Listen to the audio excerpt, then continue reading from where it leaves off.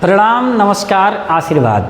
आज हम लोग कमाल की चीज़ पढ़ने जा रहे हैं और कमाल टाइम में पढ़ने जा रहे हैं। कम से कम टाइम में पढ़ने जा रहे हैं। पूरा नरेशन डायरेक्ट से इनडायरेक्ट पूरा पढ़ेंगे और इतने कम समय में पढ़ेंगे ना कि आप सोच भी नहीं सकते हो। देखो यहाँ सेंटेंस देखो, सारे सेंटेंस को छोड़ो, सबसे पहले इस सेंटेंस पर ध्यान दो। एकदम बेसिक चीज़ से मैं बता रहा हूँ। जो कामा इन्वर्टेड कामा के बाहर होता है इसे कहा जाता है रिपोर्टिंग स्पीच। रिपोर्टिंग स्पीच कहा जाता है। ध्यान देना, जो कामा इन्वर्टेड कामा के बाहर होता है यह उधर भी हो सकता है और कामा इन्वर्टेड कामा वाला सेंटेंस इधर हो सकता है। तो जो कामा इन्वर्टेड कामा के बाहर होता है उसे हम कहते हैं रिपोर्टिंग स्पीच। और इस रिपोर्टिंग स्पीच में जो वर्ब होता है इसे हम कहते हैं रिपोर्टिंग वर्ब। इसे हम कहते हैं रिपोर्टिंग वर्ब। इसे हम कहते हैं रिपोर्टिंग वर्ब। और जो रिपोर्टिंग स्पीच में यहाँ होता है ना, इसे हम कहते हैं रिपोर्टिंग सब्जेक्ट। क्या कहते हैं? Reporting subject. नाम याद रखना, अगर ज़रूरत पड़े तो आप लिख लेना, रिपोर्टिंग सब्जेक्ट। और इसको हम कहते हैं रिपोर्टिंग ऑब्जेक्ट। ये जानना इसलिए ज़रूरी है क्योंकि जब जब आप नरेशन बनाओगे, डायरेक्ट से इनडायरेक्ट बनाओगे, तब इसका नाम बोला जाएगा कि रिपोर्टिंग सब्जेक्ट। रिपोर्टिंग वर्ब का सब्जेक्ट ये बात, रिपोर्टिंग वर्ब का ऑब्जेक्ट ये बात। और इसको हम स्पीकर भी बोलते हैं और इसको हम लिसनर भी बोलते हैं। इसको रिपोर्टिंग स्पीच का सब्जेक्ट भी बोलते हैं और इसको रिपोर्टिंग स्पीच का ऑब्जेक्ट भी बोलते हैं। तो इसको सब्जेक्ट, इसको ऑब्जेक्ट, इसको स्पीकर, इसको लिसनर, ठीक है। और ये रिपोर्टिंग स्पीच का वर्ब है, इसको हम रिपोर्टिंग वर्ब भी बोलते हैं। और ये जो है इसको हम बोलते हैं रिपोर्टेड स्पीच। क्या बोलते हैं? Reported speech. जब वो रिपोर्टिंग स्पीच है तो ये रिपोर्टेड स्पीच है, और जब रिपोर्टेड स्पीच है तो ये रिपोर्टेड स्पीच का सब्जेक्ट है, ये रिपोर्टेड स्पीच का वर्ब है। अगर कोई रहता तो रिपोर्टेड स्पीच का ऑब्जेक्ट भी बोल दिया जाता। अब समझने की कोशिश करो, बड़े ध्यान से समझना। यहाँ देखो, हरी सेज आई एम इल, तो इसका जब हम इनडायरेक्ट बनाएंगे, यह डायरेक्ट सेंटेंस में है। अगर कोई पूछता है कैसे डायरेक्ट सेंटेंस में है, तो आप कहो कामा इन्वर्टेड कामा के अंदर है इसलिए डायरेक्ट सेंटेंस है। तो जब इसका हम इनडायरेक्ट बनाएंगे तो कोई चेंजिंग नहीं करेंगे, ये कर देंगे हरी सेज और कामा इन्वर्टेड कामा को हटा देंगे, यहाँ दैट लगा देंगे। और हरी कहता है कि मैं जा रहा हूँ, यानी कि हरी के अकॉर्डिंग हरी कह रहा मैं जा रहा हूँ, तो इसका मतलब कि वह जा रहा है, ही इज गोइंग। अब एक बात याद रखना कि आई और वी, आई वी यू, अगर ये तीनों रहेंगे तो ये तीनों फर्स्ट पर्सन और सेकंड पर्सन जब कभी भी यहाँ रहेंगे तो चेंज होंगे, ऐसा नियम है। अगर थर्ड पर्सन रहता है यानी कि ही, सी, इट, दे या किसी का नाम रहता है तो वो चीज़ें यहाँ पर चेंज नहीं होंगी, केवल आई वी यू ही चेंज होता है। अगर पूरा डिटेल में जानना है तो इसके पहले वीडियो पड़ी हुई है, आप प्लेलिस्ट में जाओ, नरेशन वाले प्लेलिस्ट में, वहाँ से आप देख सकते हो।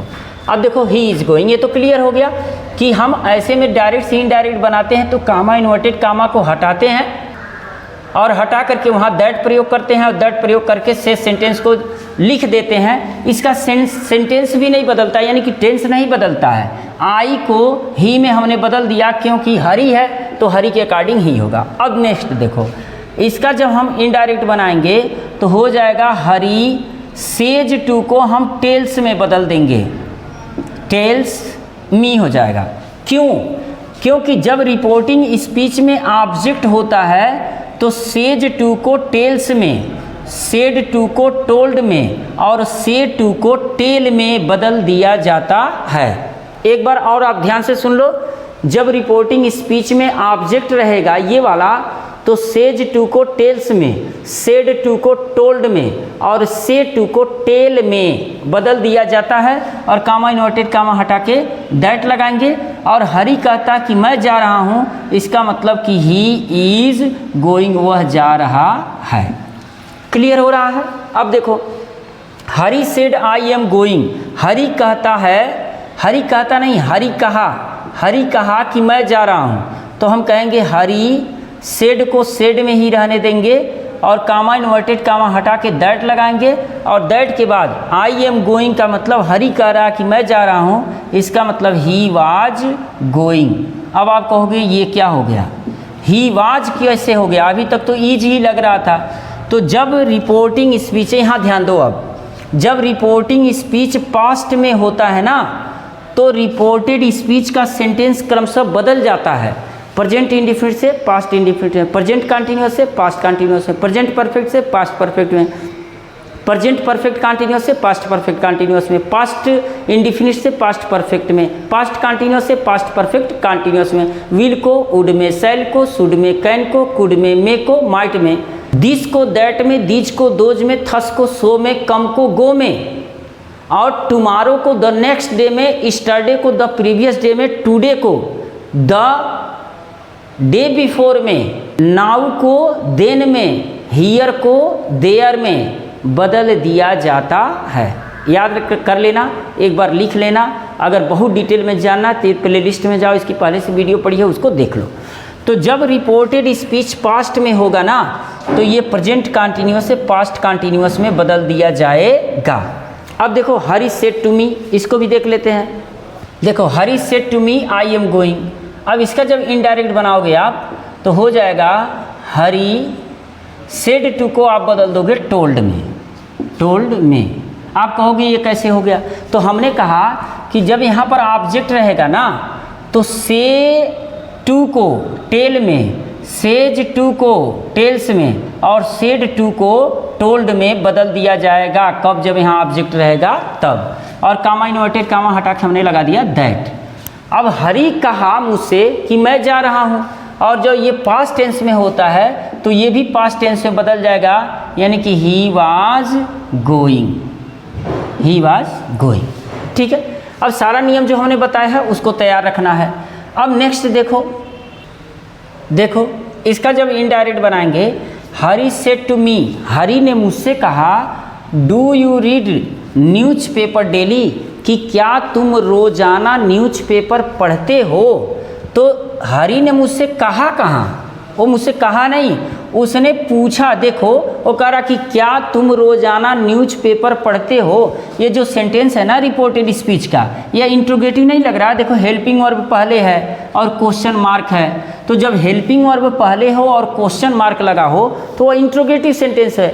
और जब इंट्रोगेटिव सेंटेंस होता है तो यहाँ दिए गए सेड या सेड टू को हम आस्क्ड में बदल देते हैं। याद रखना, सेड या सेड टू को खाली अगर यहाँ ऑब्जेक्ट नहीं रहेगा तो भी हम आस्क्ड में बदल देंगे। और ये सेड या सेड टू को केवल आस्क्ड में ही नहीं, आप चाहो तो इंक्वायर्ड में, वांट टू नो में भी बदल सकते हो, लेकिन ज़्यादातर लोग आस्क्ड में ही बदलते हैं। तो हो जाएगा हरी आस्क्ड, आस्क्ड की जगह इंक्वायर्ड भी बोल सकते हो, इंक्वायर्ड। अब इंक्वायर्ड अगर रहेगा तो इंक्वायर्ड के साथ ऑफ लगता है तब मी लगेगा, इंक्वायर्ड ऑफ मी। तो चाहे आप इंक्वायर्ड ऑफ लिखो चाहे आस्क्ड लिखो, और कामा इन्वर्टेड कामा हटा करके अब आप यहाँ दैट नहीं लगाओगे। जब याद रखो, जब इंट्रोगेटिव सेंटेंस हेल्पिंग वर्ब की सहायता से हो ना तो यहाँ आप इफ़ लगाओगे या वेदर लगाओगे, इफ़ या वेदर लगाओगे। और इफ़ या वेदर लगाने के बाद इस सेंटेंस को आप अफर्मेटिव सेंटेंस लिखोगे। अफर्मेटिव सेंटेंस का मतलब सब्जेक्ट पहले रहेगा, हेल्पिंग वर्ब रहेगा, मेन वर्ब रहेगा, ऑब्जेक्ट रहेगा। तो सब्जेक्ट क्या है यहाँ पर, यू है, यानी कि उसने मुझसे कहा कि क्या तुम न्यूज़पेपर पढ़ते हो। जब मुझसे कह रहा कि तुम पढ़ते हो तो इसका मतलब मैं, तो यहाँ हो जाएगा आई, और ये प्रेजेंट इंडिफिनिट है तो ये चला जाएगा पास्ट इंडिफिनिट में। आई रेड न्यूज़पेपर, न्यूज़पेपर, और यहाँ हो जाएगा before newspaper, sorry daily, newspaper daily. अब यहाँ क्वेश्चन मार्क नहीं लगेगा, याद रखना। जब यहाँ इफ़ या वेदर आप लगाते हो ना तो एक चीज़ याद रखना, ये जो सेंटेंस शुरू होगा अफर्मेटिव सेंटेंस से शुरू होगा, और ये प्रेजेंट इंडिफिनिट है तो ये पास्ट इंडिफिनिट में चला गया। क्यों? क्योंकि जो रिपोर्टिंग स्पीच है वो पास्ट टेंस में है। नेक्स्ट देखो, इसका जब इनडायरेक्ट बनाएंगे तो हरी सेड टू राधिका, हरी ने राधिका से कहा what did she do before, पहले वह क्या करती थी। अब देखो पहले वह क्या करती थी, व्हाट पहले लगा हुआ है, यानी कि इंट्रोगेटिव वर्ड लगा हुआ है और क्वेश्चन मार्क भी है। तो जब क्वेश्चन मार्क हो, इंट्रोगेटिव वर्ड हो, तो ऐसी परिस्थिति में क्या किया जाता है कि यहाँ इफ़ या वेदर का प्रयोग नहीं किया जाता है। फिलहाल आप पहले आ जाओ यहाँ, तो हो जाएगा हरी सेड टू को हम बदल लेंगे आस्क्ड में। क्यों बदल लेंगे आस्क्ड में? क्योंकि जो रिपोर्टेड स्पीच है ना वो इंट्रोगेटिव सेंटेंस है, और इंट्रोगेटिव सेंटेंस रहेगा तो हम इसको आस्क्ड में बदल लेंगे आस्क्ड राधिका, आस्क्ड राधिका, हरी आस्क्ड राधिका। अब यहाँ देखो, आप यहाँ इफ़ या वेदर लगाए हो, क्यों? क्योंकि हेल्पिंग वर्ब से शुरू था, यस या नो टाइप्स इंट्रोगेटिव सेंटेंस था, और ये जो सेंटेंस है यह WS टाइप्स इंट्रोगेटिव सेंटेंस है, इसलिए आप यहाँ व्हाट ही लगाओगे, ये कनेक्टर का काम करेगा, यानी कि कनेक्टिविटी का काम करेगा। और जैसे ही आप व्हाट लगा लिए ना, तो याद रखना जब भी व्हाट, व्हेन, वेयर, हु, हुम, हुज, जो भी यहाँ कनेक्टर का काम करेगा, तो इसके बाद आपको सबसे पहले सब्जेक्ट लिखना होगा। यानी कि सब्जेक्ट क्या मिल रहा है? हरि ने राधिका से कहा कि वह पहले क्या करती थी, तो व्हाट सी, अब ये पास्ट इंडिफिनिट है ना, तो पास्ट इंडिफिनिट को हम बदल देते हैं पास्ट परफेक्ट में, सी हैड डन, और ये हो जाएगा before, she had done before. Next देखो, हरी आस्क्ड मी। अब यहाँ देखो, अब हमने कहा कि जब रिपोर्टेड स्पीच इंट्रोगेटिव सेंटेंस हो, ये दोनों इंट्रोगेटिव सेंटेंस हैं, तो इंट्रोगेटिव सेंटेंस होता है तो सेड या सेड टू को हम आस्क्ड में बदल देते हैं। लेकिन पहले से ही आस्क्ड दिया हो तो फिर हमें बदलने की कहाँ ज़रूरत है, तो हम कर देंगे हरी आस्क्ड मी, हरी आस्क्ड मी, और ये इंट्रोगेटिव वर्ड है यानी कि वेयर, वेयर हम लगा देंगे एक कनेक्टिविटी के रूप में। अब हरी मुझसे पूछा कि तुम कहाँ रहते हो, यानी कि मैं कहाँ रहता था, यानी कि वेयर आई, और ये प्रेजेंट इंडिफिनिट है तो इसको हम बदल देंगे पास्ट इंडिफिनिट में, और यहाँ क्वेश्चन मार्क नहीं लगेगा, फुल स्टॉप लगेगा। Say to the servant bring me a glass of water. मालिक ने नौकर से कहा कि मुझे एक गिलास पानी लाओ।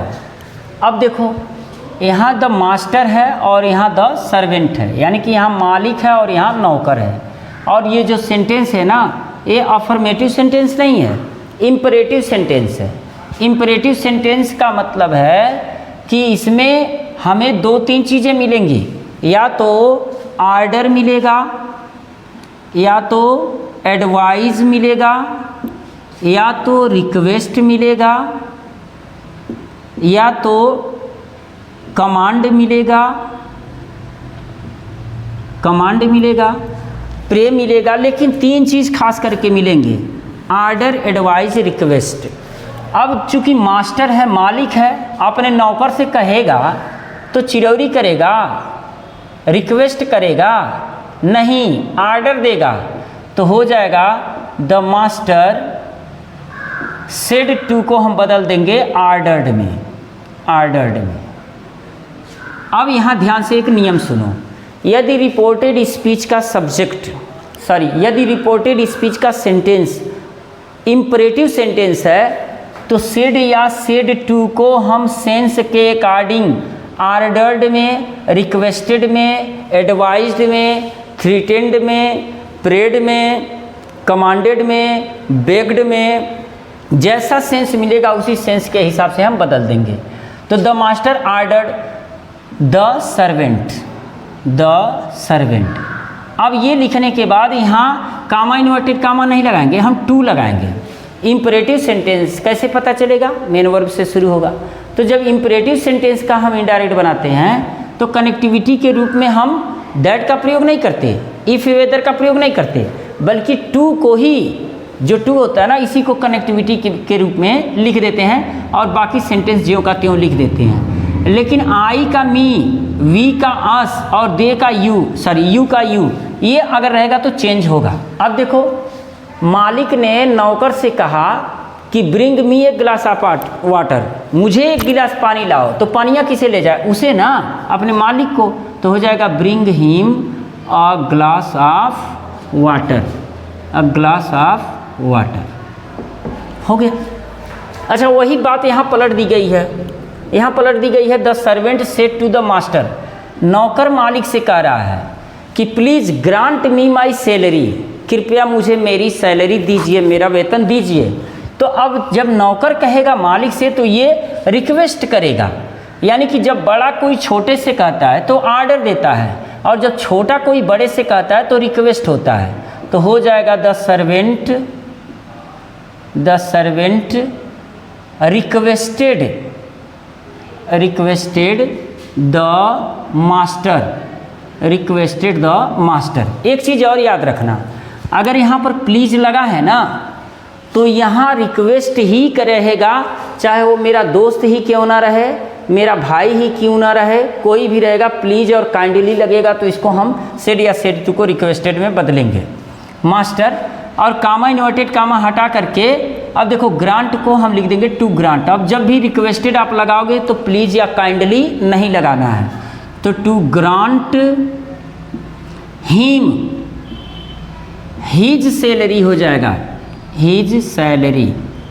अगर ये चीज़ें आपको यहाँ समझ में नहीं आ रही हैं तो जा करके डिस्क्रिप्शन में जाओ और प्लेलिस्ट देखो, प्लेलिस्ट में पहले से डायरेक्ट इनडायरेक्ट अलग अलग वीडियोस पड़े हुए हैं। नेक्स्ट है my father said to me don't play video game. इसको 3-4 तरह से बना सकते हो। जैसे मेरे पिताजी ने कहा कि वीडियो गेम मत खेलो, तो उन्होंने ऑर्डर दे दिया, तो आप ऐसे बना सकते हो माई फादर ऑर्डर्ड मी। अब पिताजी हैं तो ऑर्डर देंगे ही। अब डू नॉट को हटा देना है, केवल नॉट लिखना है और उसके बाद टू लिखना है, याद रखना। जब ऑर्डर्ड आप लगाओगे या रिक्वेस्टेड लगाओगे और नॉट लगाओगे तो नॉट के बाद टू लगा करके प्ले को जोड़ोगे, not to play video game खेलने से मना किया, यानी कि न खेलने का आदेश दिया। इसको चाहो तो आप दूसरी तरह से भी बना सकते हो। अभी इसको मैं फिर से लिख दूंगा, पहले इसको मैं आपको समझा दूं। इसको आप चाहो तो ऐसे भी कर सकते हो, my father forbid me. Forbid माने होता है मना करना, तो हो जाएगा फॉरबिड मी। अब ये नॉट नहीं लगेगा, फॉरबिड मी टू प्ले हो जाएगा, केवल टू प्ले वीडियो गेम। ठीक है। अगर आप चाहो तो ऐसे भी बना सकते हो, my father prohibited me from लगेगा, प्रोहिबिटेड मी फ्रॉम प्लेइंग, और फ्रॉम के साथ जीरन for from playing video game.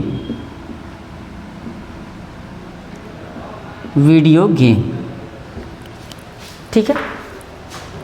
They said to मी, उन लोगों ने मुझसे कहा, लेट्स या let us Singh a song. उन लोगों ने मुझसे कहा कि हमें गाना गाने दो, हमें गीत गाने दो। तो इसका जब हम इनडायरेक्ट बनाएंगे ना तो दे सेड टू को हम प्रपोज्ड करेंगे या सजेस्टेड करेंगे, सजेस्टेड। अब यहाँ ध्यान दो, जब भी लेट के साथ अस रहे या लेट्स रहे तो ऐसे में सेड या सेड टू को हम प्रपोज्ड या सजेस्टेड में बदलते हैं और इसके साथ टू लगाते हैं मी, और उसके बाद हम यहाँ कनेक्टिविटी के रूप में दैट लगाएंगे। यहाँ सब्जेक्ट क्या मिल रहा है, देखो, उन लोगों ने मुझसे कहा कि हम गीत गाते हैं, चलो हम गीत गाते हैं, यानी कि हमें गीत गाना चाहिए। तो उन लोगों ने जब मुझसे किया कि हमें गीत गाना चाहिए तो इसका मतलब हो जाएगा वी, और वी के साथ यहाँ शुड का प्रयोग करेंगे, we should sing a song. यानी कि एक चीज़ याद रख लो कि जब भी हम इनडायरेक्ट बनाते हैं और रिपोर्टेड स्पीच में लेट्स दिया हो या लेट अस दिया हो तो ऐसे पोजीशन में हम सेड या सेड टू को प्रपोज्ड टू या सजेस्ट टू में ही बदलते हैं, और कनेक्टिविटी दैट लगा करके जो भी सब्जेक्ट यहाँ मिलेगा वैसे लेट्स रहेगा तो वी ही मिलेगा सब्जेक्ट, और इसके साथ शुड का प्रयोग करके वर्ब का फर्स्ट फॉर्म के साथ ऑब्जेक्ट को लिख देते हैं, याद रहे। अगर यहीं लेट के साथ अस नहीं है तो सेंस के अकॉर्डिंग इसे सेड को इनडायरेक्ट बनाते समय दे सेड को विश्ड में बदल सकते हो, विश्ड, और यहाँ दैट लगा करके, यहाँ देखो ही है ना, दे सेड, उन लोगों ने इच्छा जाहिर किया दैट, अब यहाँ ही है तो ही बदलेगा नहीं, ही के साथ ही शुड गो होना चाहिए। अगर ऐसे बना देते हो ठीक है, नहीं तो इस तरह से भी बनाया जा सकता है, दे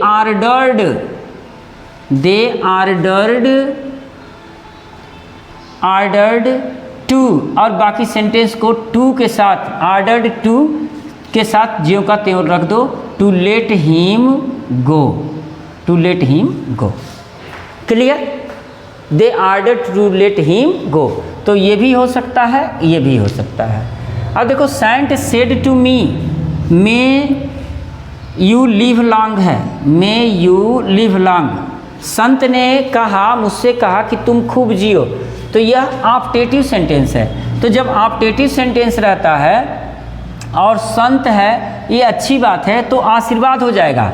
तो सेड टू को, जो सेड या सेड टू होता है, अगर यहाँ आशीर्वाद मिलता है तो हम ब्लेस्ड में बदल देंगे, श्राप मिलता है तो कर्स्ड में बदल देंगे, और इच्छा होता है तो हम यहाँ विश्ड में बदल देते हैं, और विश्ड में बदल करके बाकी इसमें शुड का प्रयोग करते हैं। जैसे देखो द सेंट सेड टू को हम बदल देंगे ब्लेस्ड में, blessed me, the saint blessed me, और कामा इन्वर्टेड कामा हटा करके दैट लगा देंगे। और संत ने मुझसे कहा ना कि तुम खूब जियो, तो इसका मतलब है कि आई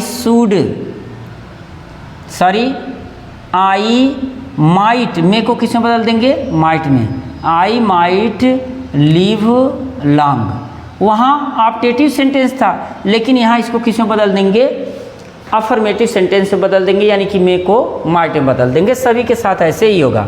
जैसे इसका इनडायरेक्ट बनाएंगे। अब देखो ही सेड, उसने कहा may you die of cholera, तुम कॉलरा से मर जाओ, यानी कि उसने श्राप दे दिया। तो ही कर्स्ड,